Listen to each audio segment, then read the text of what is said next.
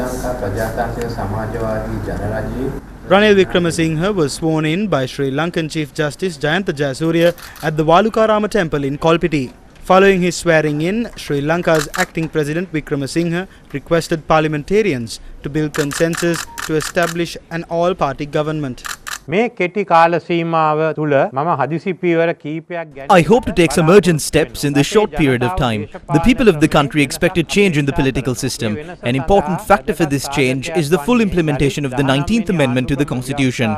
Therefore, I have started the program to bring forth the necessary drafts to the Parliament to fully re-implement the 19th Amendment. In this short period of time, the necessary measures will be taken to pave the way for the new President who will be elected next week to table the 19th Amendment to Parliament. Immediate steps will be taken to re-establish law and order in the country. I fully accept the right of peaceful protesters, but others are now trying to sabotage these protests. It has been reported that outside groups are preparing to try and influence the members of Parliament during the election of the new President in Parliament next week. We must create the environment for parliamentarians so that they can express their opinion independently. They will be provided with full protection. We will not allow any group to destroy the democracy in Parliament. Also, there are groups that are trying to set the country on fire through fascist methods by suppressing democracy. 2 weapons belonging to security forces along with bullets were stolen by such people near Parliament. 24 members of the army have been injured. 2 of them have been seriously injured today. It is my belief that real protesters do not do such acts. There is a big difference between rebels and protesters.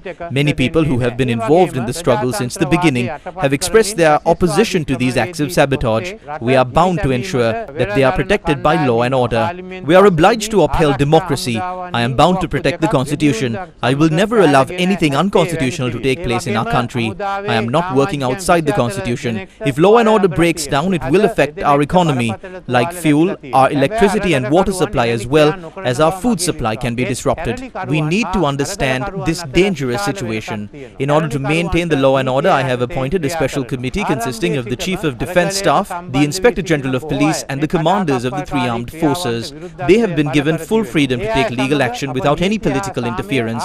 We emphasize the government's position on the establishment of an all-party government at the party leaders' meeting held last Monday. I request all parties in Parliament to reach a common agreement for that immediately. These political parties should put aside their differences and opinions and come together for the sake of the country. As acting President, I will take 2 more decisions. The use of the word His Excellency to introduce the President is officially prohibited, as well as the presidential flag will be abolished. A country should have only one flag, only the national flag. One should move forward under the shade of one flag. Think deeply about this situation we are facing today.